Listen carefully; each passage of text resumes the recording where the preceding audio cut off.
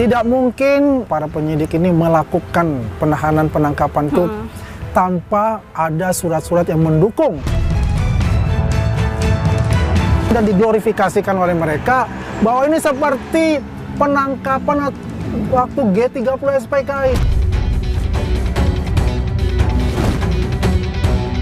Banyak hal ya yang bisa kita lihat bahwa hukum yang sebenarnya dan hukum yang seharusnya itu berbeda jauh.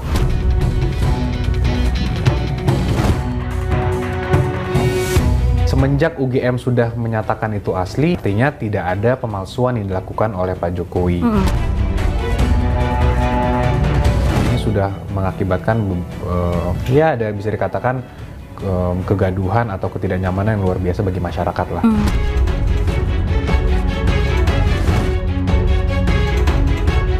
Agar kita betul-betul mengetahui betapa kompleksnya masalah ini dan menjadi perhatian bukan hanya seluruh Indonesia tapi juga dunia internasional. Karena ini adalah skandal terbesar di seluruh dunia.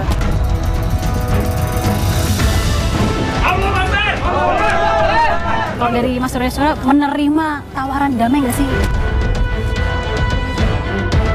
Gimana kalau dari Mas Surya? Ngapain ada tawaran damai? Nggak ada. Yang melakukan RJ itu namanya pengecut. Pengecut yang terima RJ dan itu mereka kalah. RJ itu kalah. Ya, dan kami tidak mau kalah.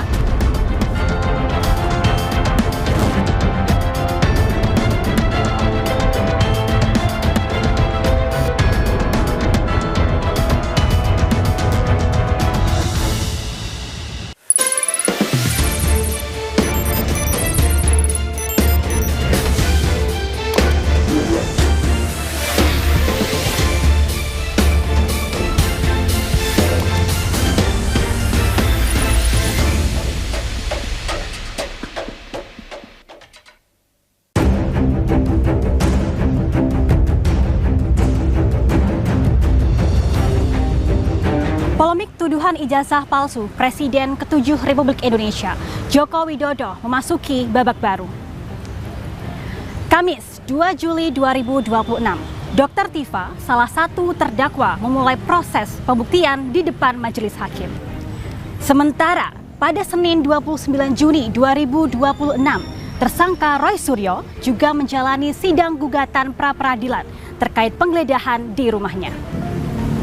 Lantas, apa saja dakwaan dari jaksa terhadap Dr. Tifa dan apa saja hal yang disiapkan oleh kuasa hukum menghadapi dakwaan dari jaksa tersebut? Ikuti penelusurannya bersama saya Amriya Rida. Inilah iNews 5.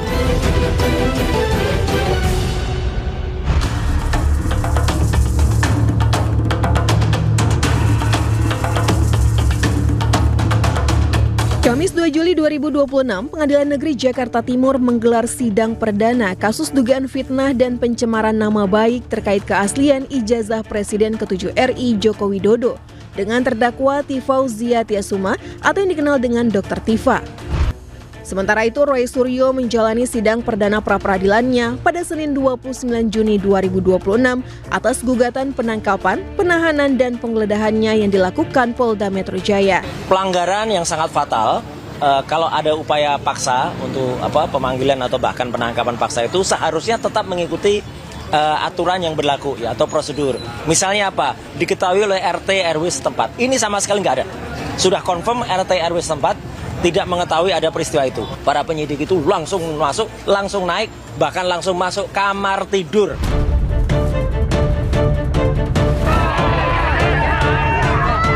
Sebelumnya, Kejaksaan Negeri Jakarta Selatan menangguhkan penahanan Roy Suryo dan Dr. Tifa. Keputusan tersebut disambut meriah puluhan pendukungnya di depan kantor Kejari. Puluhan pendukung yang sebagian kaum ibu berteriak histeris menyalami dan memeluk keduanya. Keputusan tersebut didasarkan keyakinan bahwa kedua tersangka bersikap kooperatif selama proses penyelidikan, tidak akan melarikan diri serta tidak menghilangkan barang bukti.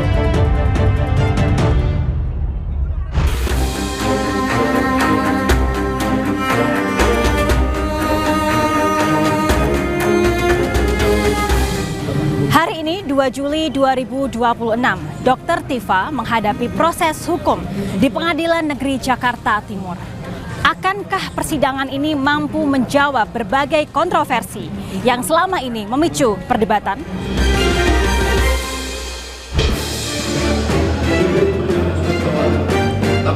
Media sosial itu akun.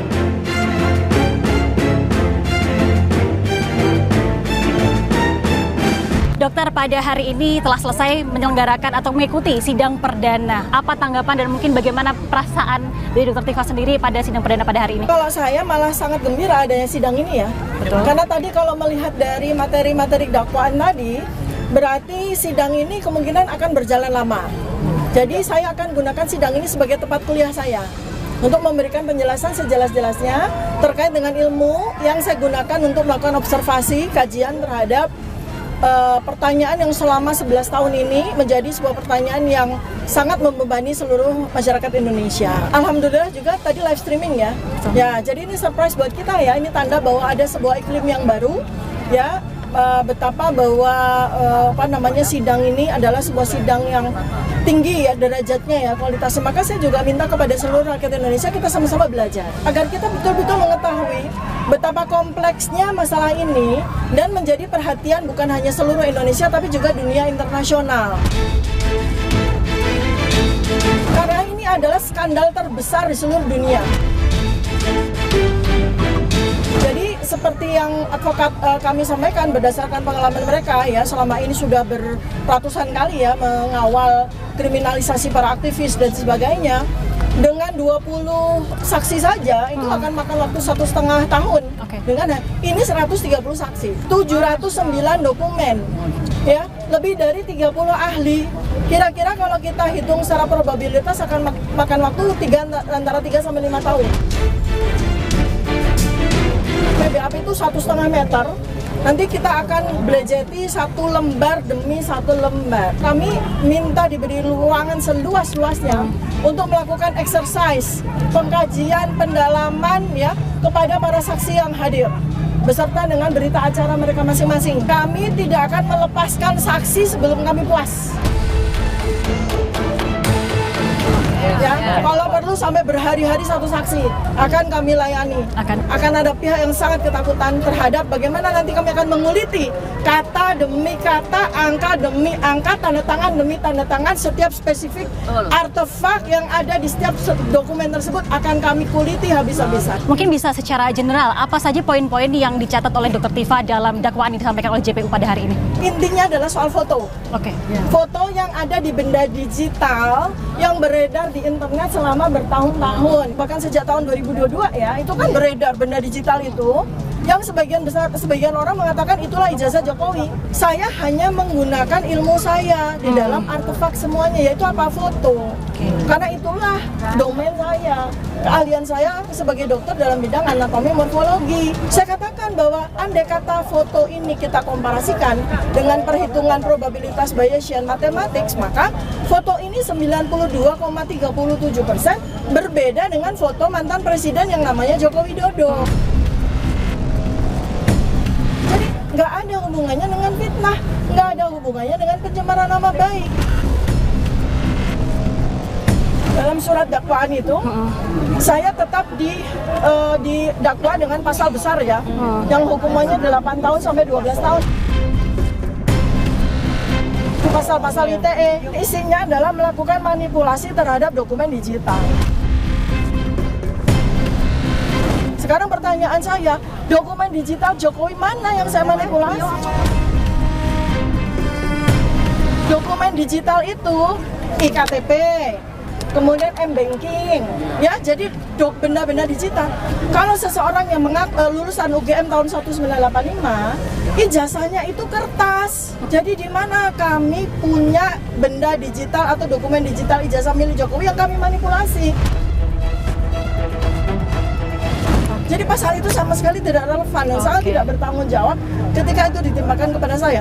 Ternyata pada surat dakwaan itu adalah lisan saya, coba. Pernyataan lisan saya di sebuah acara TV. Pernyataan lisan kok pasalnya jadi 3235 itu ceritanya bagaimana? sedikit ya. Oke, boleh. Pada saat saya dipanggil oleh kejaksaan, dilimpahkan serah terima, salah satu sampel yang membuat saya dan Mas Roy itu kebingungan adalah barang bukti ijazah itu semua fotokopi. Oke. Jadi baik ijazah SD, SMP, SMA, sarjana itu semua fotokopi khusus untuk Joko Widodo. Sedangkan ada barang bukti lain seperti teman-teman SMA-nya semua asli. Aneh kan? Nah sekarang pertanyaan saya adalah, bisa nggak fotokopi itu menjadi barang bukti? Bisa kalau tidak ada aslinya.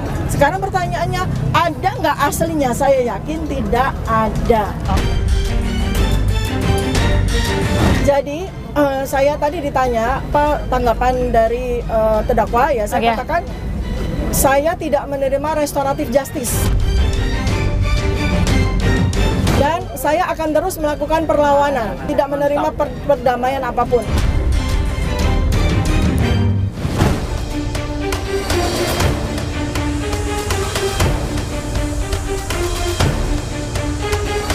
Bang, ini kita ketahui bahwa kasus dugaan penyebaran informasi bohong atas ijazah dari Pak Jokowi sudah mulai ke babak baru lagi nih Bang. Nah, sebagai kuasa hukum dan mungkin juga dengan komunikasi yang dijalin Bang Yakub dengan Pak Jokowi, bagaimana sih sebenarnya tanggapan dari Pak Jokowi atas mulai bergulirnya babak baru ini Bang? Ini memang babak yang sudah kita tunggu-tunggu.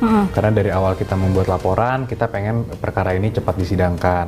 Betul. Karena memang insentif kami itu bukan mengenai mau memenjarakan orang, mau memidanakan, mau seakan-akan itu ada upaya-upaya membungkam orang dan sebagainya, tidak. Kita itu dari awal konsisten bahwa kita ingin orang berhenti mempertanyakan mengenai status ijazah Pak Jokowi. Karena kalau dari sisi kami, secara formil dan material sebenarnya sudah jelas. Dari sisi formil, semenjak UGM sudah menyatakan itu asli, ya sebenarnya sudah selesai. Tapi dari sisi material, Pak Jokowi kan pernah dilaporkan di Bareskrim kalau ingat dulu. Betul. Itu juga sudah dihentikan penyelidikannya. Artinya tidak ada pemalsuan yang dilakukan oleh Pak Jokowi. Yang artinya berarti ijazahnya sudah asli. Nah, tapi kan masih terus bergulir. Iya, sampai sekarang ini. Dugaan pencemaran dan berita bohongnya dan sebagainya. Ya, jadi ya kita minta agar peradilan ini bisa menjadi titik terangnya lah. Jadi mudah-mudahan ketika nanti sudah diputus bahwa seseorang itu telah terbukti melakukan dugaan fitnah dan kemudian oleh karenanya yang ijazah yang dituduh palsunya itu sebenarnya asli, kami harap semua pihak bisa menghormati. Kalau dari Bang Yakub selaku kuasa hukum dari Pak Jokowi, ini nanti apa saja yang akan disiapkan untuk mungkin menjalani sidang perdana juga gitu, dan apakah nanti Pak Jokowi akan memperlihatkan ijazah aslinya atau tidak? Tanggapannya seperti apa? Kebetulan karena ini peradilan pidana, Mbak, kepentingan kami itu diwakili oleh negara, dalam hal ini kejaksaan. Jadi nanti penuntut umum lah yang akan mewakili kepentingan kami. Namun tidak mungkin bisa dikatakan hampir pasti Pak Jokowi itu diundang untuk datang ke persidangan oleh penuntut umum sebagai saksi korban. Tapi ketika Pak Jokowi diminta hadir, saya pastikan Pak Jokowi pasti akan hadir. Karena memang dari awal komitmen beliau, ketika itu di forum yang sah dan forum yang terhormat, pasti beliau akan menunjukkan itu, dan itu merupakan kewajiban beliau sebagai saksi korban. Dan kami memang kembali lagi Mbak, kami tidak sabar proses ini cepat selesai karena ini sudah mengakibatkan ya ada bisa dikatakan kegaduhan atau ketidaknyamanan yang luar biasa bagi masyarakat lah. Hampir setiap hari kita mendengar berita ini gitu kan, dan banyak sekali masyarakat yang menjadi korban disinformasi juga, yang menurut saya itu cukup disayangkan sih. Oke. Jokowi rencana akan hadir langsung di persidangan? Iya, hadir, akan hadir. Jadi Pak Jokowi memastikan akan membawa ijazah aslinya ya ke persidangan? Iya, sesuai yang sudah saya sampaikan. Masih di Polda ya Pak itu ijazah? Iya, masih di Polda. Apa sih tanggapan dari Pak Jokowi dengan mulai bergulirnya babak baru kasus ini gitu? Tentunya Pak Jokowi cukup konsisten dari awal bahwa sebenarnya beliau merasa sangat dirugikan, Mbak.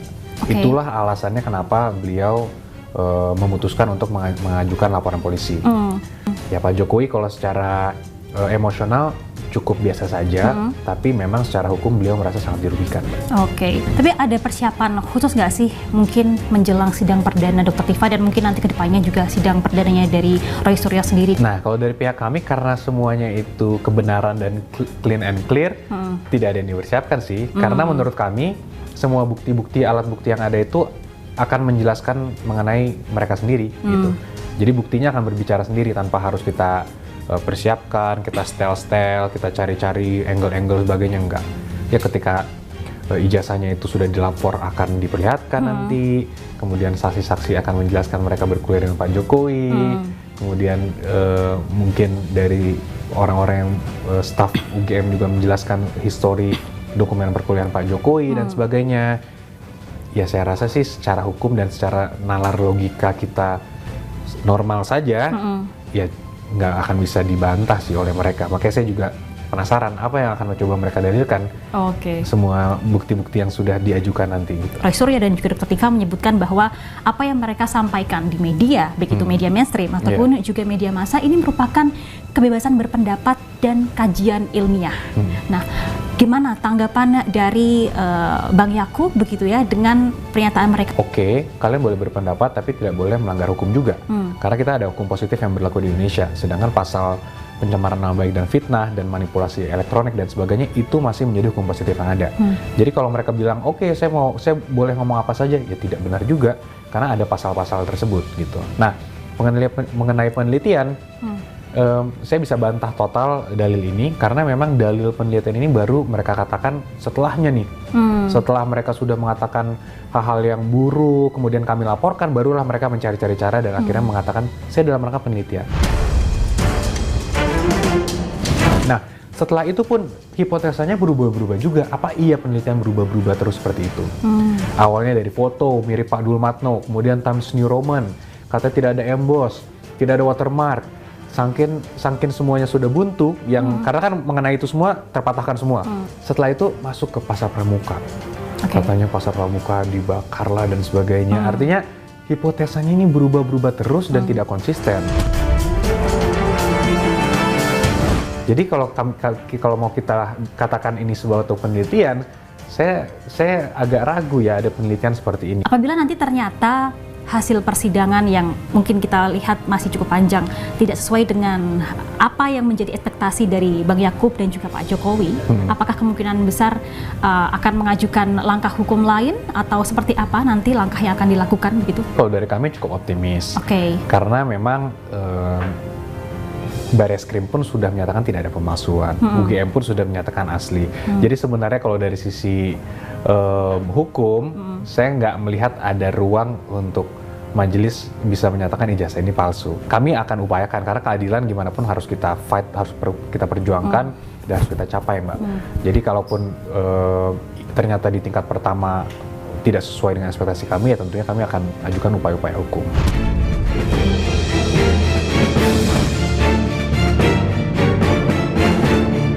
Dari Mas Roy Suryo menerima tawaran damai nggak sih? Gimana kalau dari Mas Suryo? Ngapain ada tawaran damai? Nggak ada. Yang melakukan RJ itu namanya pengecut. Pengecut yang terima RJ dan itu mereka kalah. RJ itu kalah. Ya, dan kami tidak mau kalah.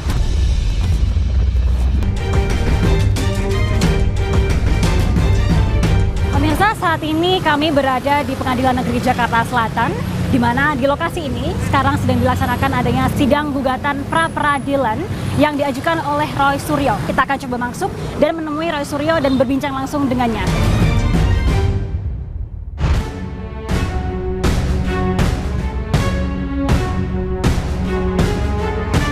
Mas, ini hari kedua kemarin sudah pelaksanaan gugatan sidang gugatan pra-peradilan hari pertama begitu. Mungkin bisa diceritakan sedikit, kenapa sih pada akhirnya Mas Roy Suryo memutuskan untuk mengajukan gugatan pra-peradilan? Pertama ini adalah soal penangkapan dan penahanan yang sangat brutal kemarin. Brutal apa kemarin? Sebrutal apa ya, satu ya, mereka masuk tidak menggunakan izin dari RT RW. Betul bahwa mereka bawa surat penetapan dari pengadilan negeri ya gitu. Tapi surat penetapan pengadilan negerinya itu pun juga sudah lama. Ya gitu, jadi artinya tidak untuk tanggal itu gitu kan, itu sudah tahun lalu suratnya. Kemudian mereka datang hanya didampingi oleh petugas satpam, itu pun satpamnya hanya ada satu, digelandang lagi ke situ. Terus mereka masuk rumah yang katanya itu harus mengetuk, kemudian harus minta izin, enggak. Banyak sekali di luar aturan yang ada. Bahkan saya mengibaratkan ini kayak nonton film pengkhianatan G30S. Nah, ganti baju saja nggak boleh, ganti mandi juga nggak boleh. Ya, dan itu semua ada, kita uraikan. Nah, hari ini tadi itu jawaban dari pihak termohon, ya, dari Polda Metro tadi jawab. Sebentar lagi, ya. Jadi hari kedua ini sebenarnya ada beberapa agenda. Setelah jawaban kami mengajukan yang namanya replik. Langsung nih, langsung replik. Kenapa langsung? Memang gitu permintaannya, aturannya begitu.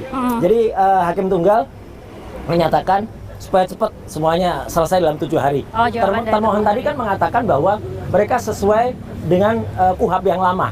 Karena aturannya katanya kasus yang sudah ada sebelum diberlakukannya KUHP itu pakai KUHP yang lama. Nah, nanti setelah itu mungkin mereka akan menyampaikan yang namanya duplik. Iya, betul. Ya, setelah replik duplik. Nah, setelah itu yang menarik besok itu akan ada pemberian bukti-bukti. Termasuk penyampaian kesaksian dari para orang yang ada langsung di situ. Ketika saya ambil dari rumah, dicokok dari rumah itu ada siapa. Kemudian ketika saya dibawa ke Polda Metro, itu ada yang kemudian bersaksi lagi. Dan yang paling menarik, ada juga filmnya. Yang membuat film ini siapa nih, Mas Roy Suryo? Ada di CCTV tapi nggak terlalu kelihatan, kan nggak ada suaranya. Kita ambil film dari ART saya yang kebetulan ada di situ, dan juga istri saya. Tadi kita sempat bincang nih Mas dengan Bang Andi Azwan. Beliau, Mas Andi itu berbicara bahwa saya yakin 99% akan ditolak gitu. Gimana tanggapan dari Mas Roy ini? Orang yang nggak punya pengetahuan aja ngomong gitu, ya udah kita ketawain aja. Saya sih nyungir aja gitu, apalagi dia. Andi Azwan nggak punya pengetahuan hukum, nggak apa-apa mau jawaban dia atau mau ramalan dia itu mau ditolak apa enggak, itu nggak ngaruh. Apalagi ya dia kan nggak ngerti hukum. Kemarin ada orang yang katanya ngerti hukum. Itu termol juga sahabatnya Andi Azwan. Namanya Christoporus Suhadi. Dari katanya dari tim hukum Merah Putih. Tiba-tiba nggak ada hujan, nggak ada angin, nyelonong ikut ke dalam ruang sidang. Terus mengajukan, saya ingin menjadi tergugat intervensi. Alah, katanya sarjana hukum. Sarjana hukum kok nggak baca buku, belajar dulu bro. Gitu loh. Yang namanya intervensi tergugat itu kalau peristiwa perdata. Nah itu peristiwa pidana ini. Kok perdata Makassar hanya bilang ke si Christoporus Suhadi itu, ya malu bro, gitu ya. Malu. Kaos hari ini, malu bro ya. Malu. Jadi banyak orang dipermalukan, malu bro. Mas, ini saya juga penasaran, cukup menarik karena selain Mas Roy Suryo mengajukan pra peradilan, ini rekan dari Mas Roy Suryo, Dr. Tifa ternyata tidak mengajukan pra peradilan. Gimana kalau tanggapan Mas Roy Suryo dengan hal tersebut? Jawaban saya ini sekaligus saya jawab tegas ya, karena katanya Roy Suryo dan Dr. Tifa di persimpangan jalan. Betul, itu. Pecah kongsi. Mana ada pecah kongsi? Nggak ada. Saya tetap membersamai Dr. Tifa dan kita tetap saling mendoakan. Jalannya memang beda. Karena satu, timnya kan juga beda. Tim hukumnya Dr. Tifa itu namanya TPDT. Tim pembela Dr. Tifa. Tim saya ada dari Taka, ada dari Tokham. Betul. Ya gitu. Jadi kedua-dua dan di antara dua itu ada tim yang di atasnya lagi namanya Troya. Ya, jadi sebenarnya nggak ada masalah dengan itu. Itu Mas mungkin gimana kesiapan menuju sidang pembuktian nanti kalau dari Mas Roy Suryo? Alhamdulillah semua berjalan lancar dan nanti akan banyak kejutan, banyak saksi-saksi dan banyak barang bukti yang nanti akan keluar ya pada saat sidang pembuktian untuk pokok perkaranya. Kalau dari Mas Roy Suryo menerima tawaran damai nggak sih? Gimana kalau dari Mas Suryo? Ngapain ada tawaran damai? Nggak ada. Yang melakukan RJ itu namanya pengecut. Pengecut yang terima RJ dan itu mereka kalah. RJ itu kalah. Ya, dan kami tidak mau kalah. Tetap terus berdoa, tetap terus bersemangat ya. Insya Allah Tuhan bersama kita. Allah Subhanahu Wa Taala memberikan ridho bagi kita semuanya.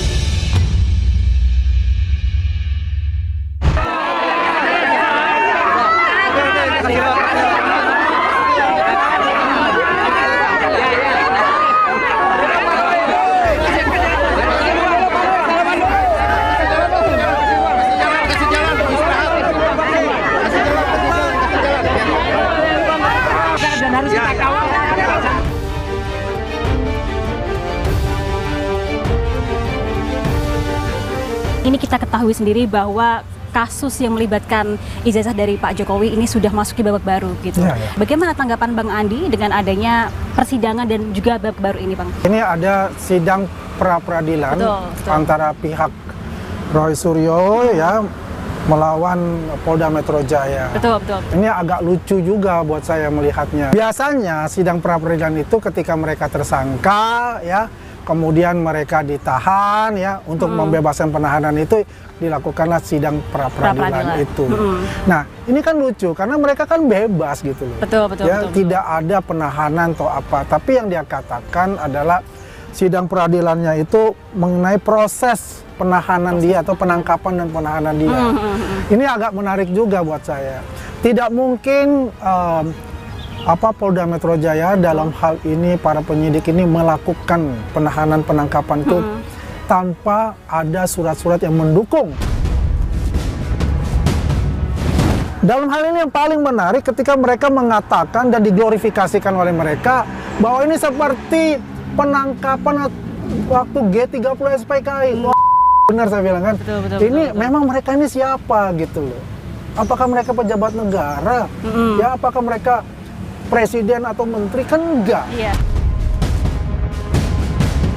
Sedangkan yang mereka lakukan, yang mereka fitnah, ya pencemaran nama baik ya, manipulasi data itu adalah presiden ke-7 gitu loh. Itu saya rasa itu akan ditolak oleh hakim ya.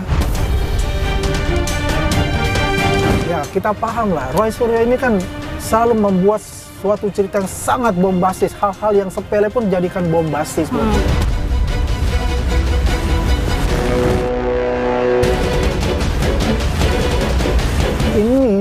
Ini apa namanya ya? Penggiringan seperti ini kalau kita lihat ini bukan murni-murni hukum lagi gitu. Tapi apa kalau bukan murni? Ya, ini ada politik bermain di sana. Ada elit-elit juga yang bermain di sana menurut saya.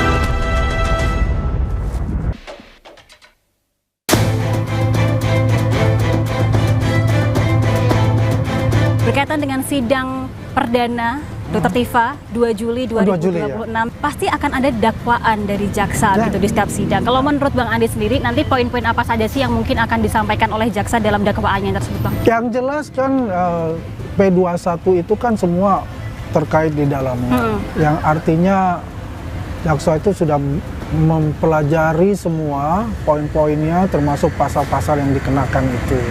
Ya kan ada pasal berapa? Kalau KUHP lama kan 310, 311, terus Undang-Undang ITE, junto Undang-Undang ITE 28 juga 235. Ya kan itu kan sudah jelas, itu hukumannya itu memang di atas 5 tahun. Tidak mungkin jaksa itu akan melanjutkan persidangan kalau dia tidak yakin untuk dirinya. Ini benar, sudah ada semuanya unsur-unsur itu, gitu kan? Ya, karena terus-menerus yang dia lakukan, yang dia glorifikasikan itu adalah bahwa Pak Jokowi tidak kuliah pertamanya, kemudian bahwa dia tidak punya ijazah, kemudian ijazahnya beli-beli pasar pramuka dan sebagainya dan sebagainya. Ini apa namanya ya? Penggiringan seperti ini kalau kita lihat ini bukan murni-murni hukum lagi gitu. Tapi apa kalau bukan murni? Ya, ini ada politik bermain di sana. Ada elit-elit juga yang bermain di sana menurut saya. Ada dugaan bahwa ada elit di balik ini semua. Ya jelas lah, ya kan bagaimana kalau kita lihat ya, kita nggak bisa menuduh orang seorang gitu ya.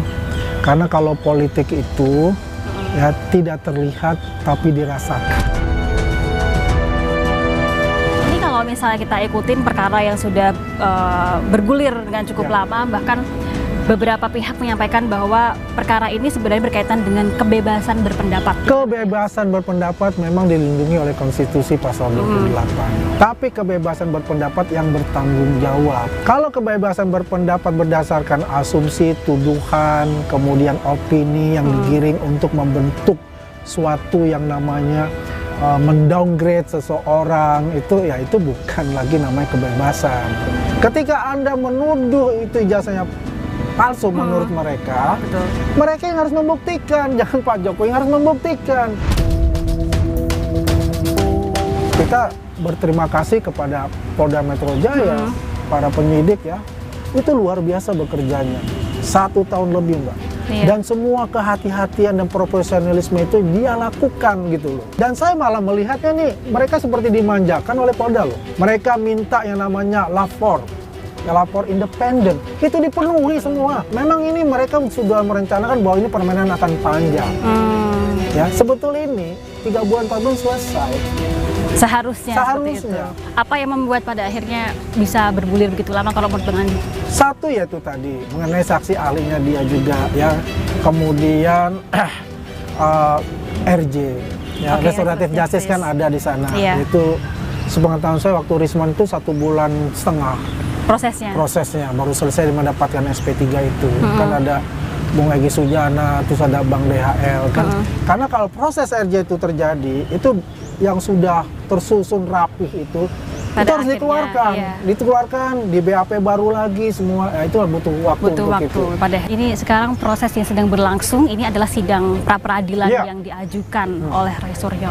Kita tidak tahu nanti bagaimana akhirnya apakah akan diterima atau enggak. Kalau Bang Andi gimana nih, positifnya seperti apa? Saya katakan ya 99,9% ditolak.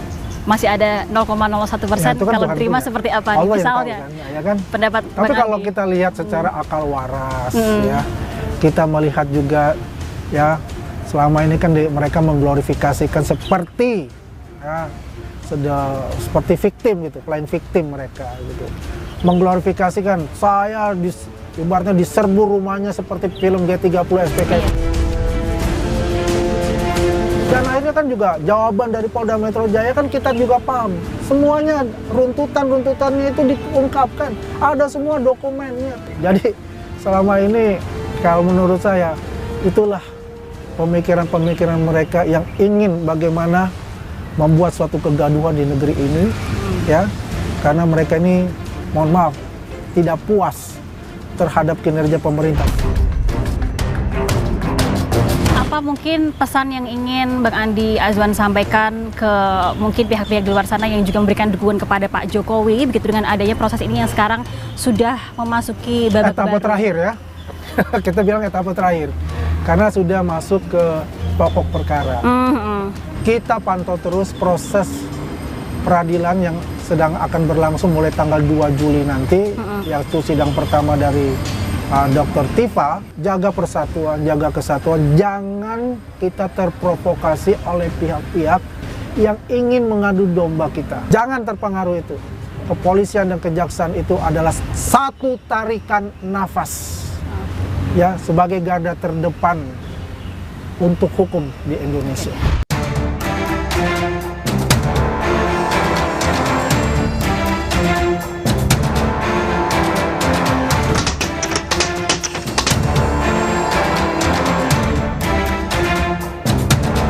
Tentu ada pro dan kontra ya, karena yang kita persoalkan itu sesuatu yang tidak terkait dengan pokok perkara.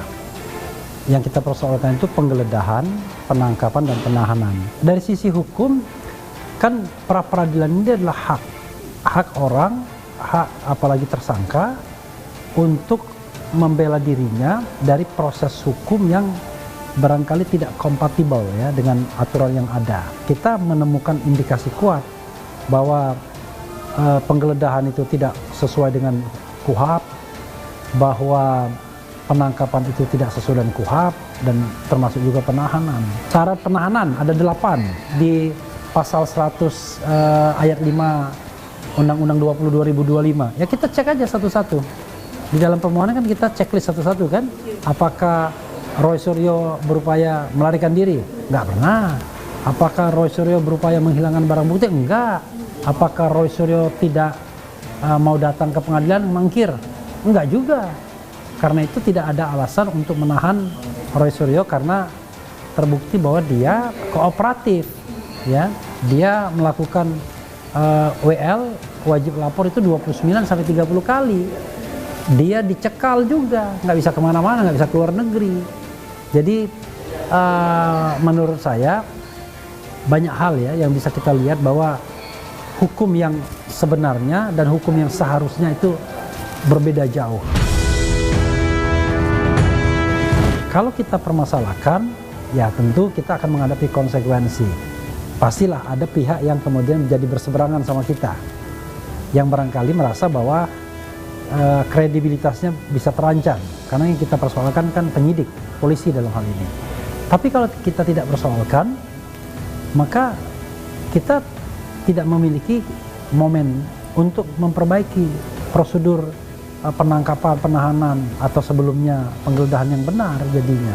Ini kan sebuah hal yang nggak ada kaitannya dengan materi pokok, tetapi penting untuk pembelajaran. Nah, memang kadang-kadang orang kan tidak hanya self interest, kepentingan pribadi, tapi ada juga social responsibility-nya, ada tanggung jawab sosialnya, begitu.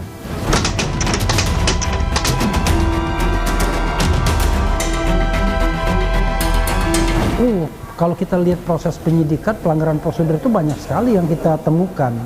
Misalnya yang sering kita teriakkan itu adalah terkait dengan lampaunya waktu. Sejak kasus ini dilimpahkan 13 Januari, lalu balik lagi, itu sebenarnya hitungannya harusnya maksimal 75 hari saja menurut KUHP baru. Belum lagi hal-hal lainnya yang juga perlu kita catat, misalnya bahwa penetapan tersangka atau laporan Pak Jokowi di awal tidak sesuai dengan Undang-Undang Perlindungan Saksi dan Korban, di mana saksi atau korban, terutama saksi, itu tidak boleh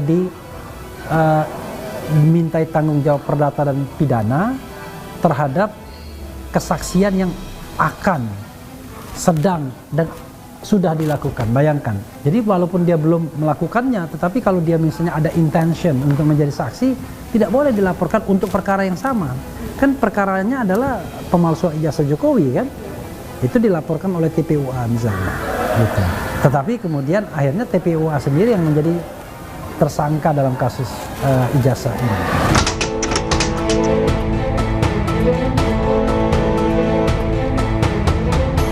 Sebenarnya kan mendengarkan dakwaan, dari dakwaan itu kita akan tahu, kita bisa susun nota perlawanan atau eksepsi, kan. Jadi misalnya berapa pasal sih yang dikenakan ke Dr. Tifa, dakwaan kesatunya apa, ya kan, primernya apa, subsidiarnya apa, dakwaan keduanya apa, dakwaan ketiganya apa, dan seterusnya dan seterusnya. Dan Roy Suryo beruntung, kita bisa nonton dakwaan, dan kita juga mendapatkan nota perlawanan dari tim Dr. Tifa nantinya ya, bukan sekarang, karena kita juga bisa belajar dari mereka atau memberikan insight, mendapatkan insight dari mereka, sehingga kita bisa membuat nota perlawanan yang lebih baik, begitu.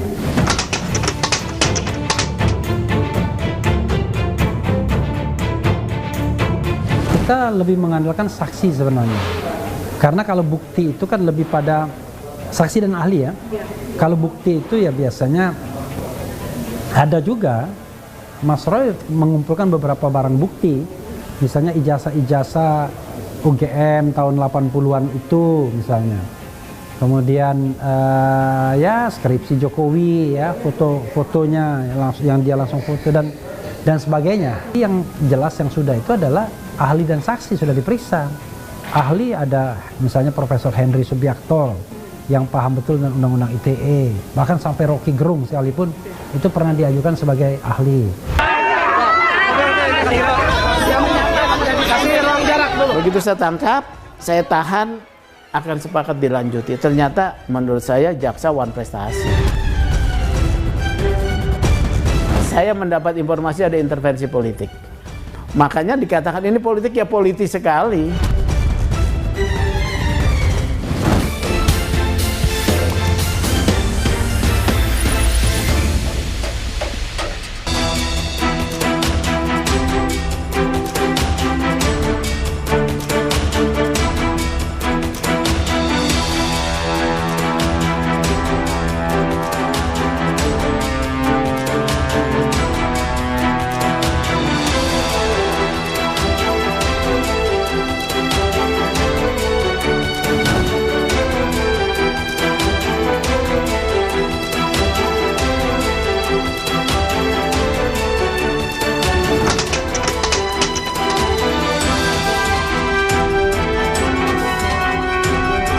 Hakim itu dalam KUHP kita ya menganut teori pembuktian dalam kaitan untuk penghukuman ya, hakim harus menjatuhkan pidana atas 2 alat bukti, minimal 2 alat bukti, dan menumbuhkan keyakinan bahwa terdakwa bersalah. Kalau ada alat bukti tapi hakim tidak yakin juga bisa bebas. Inilah independensi peradilan ya, 2 alat bukti.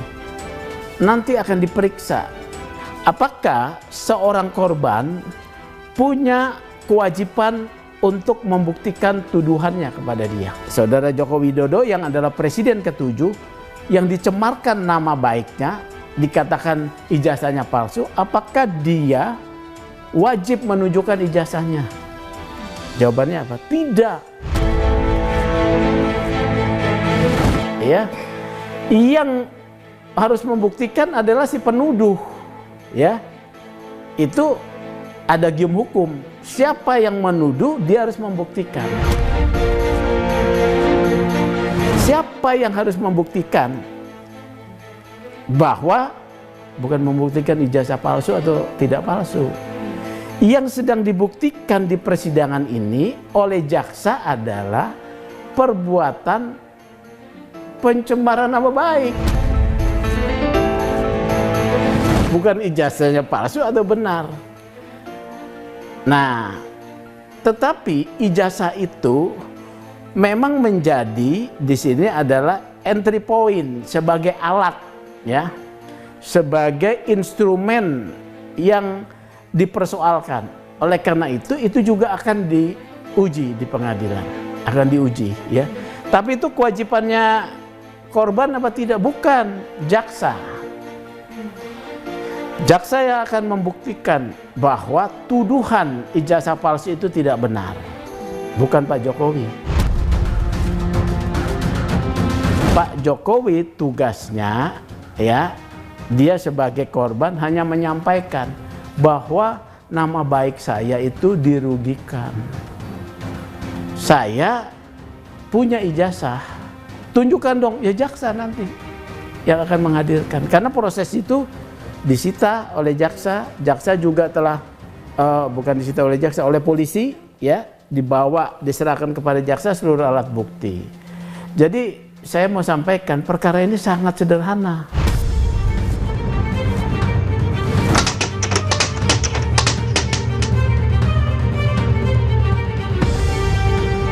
Saya sudah katakan ini dikerjain polisi ya oleh kejaksaan. Kasus ini kasus high profile ya. Polisi itu sudah pengalaman melakukan proses hukum atas perkara-perkara yang high profile. Pasti hati-hati. Cermin hati-hati itu polisi begitu lama memproses ini.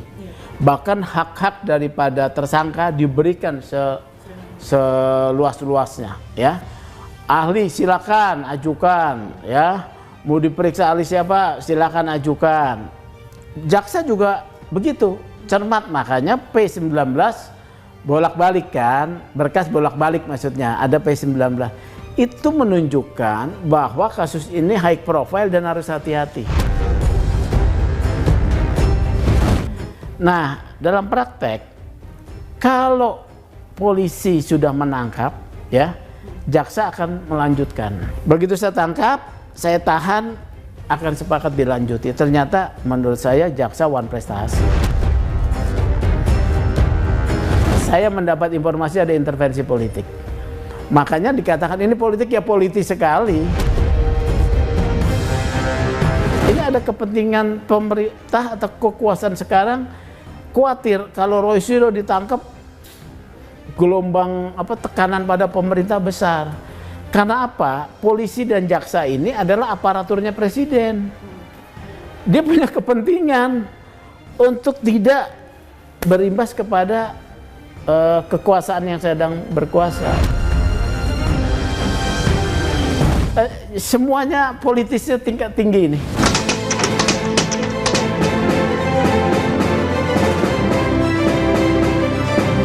Dan jadi terkait pernyataan Roy Suryo G30 seperti ditangkap seperti PKI itu diksi politis.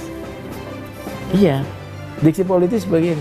Ini kan dulu serangan kepada Pak Jokowi kan waktu Pak Jokowi mencalonkan presiden pertama kali kan dikait-kaitkan dengan ayahnya lah, dengan asalnya di Solo lah, di mana Solo itu dulu itu yang basisnya PKI, ya kan, dikait-kaitkan. Kalau Roy Suryo bilang kayak PKI, dia sudah mati. Mati ditembak atau disayat-sayat katanya, ya. Jadi diksi politik, ya. Jadi dia sedang memainkan isu politik.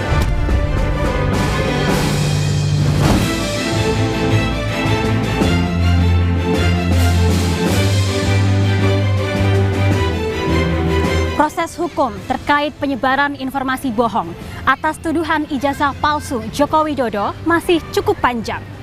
Seluruh materi perkara akan diuji, termasuk semua alat bukti yang ada.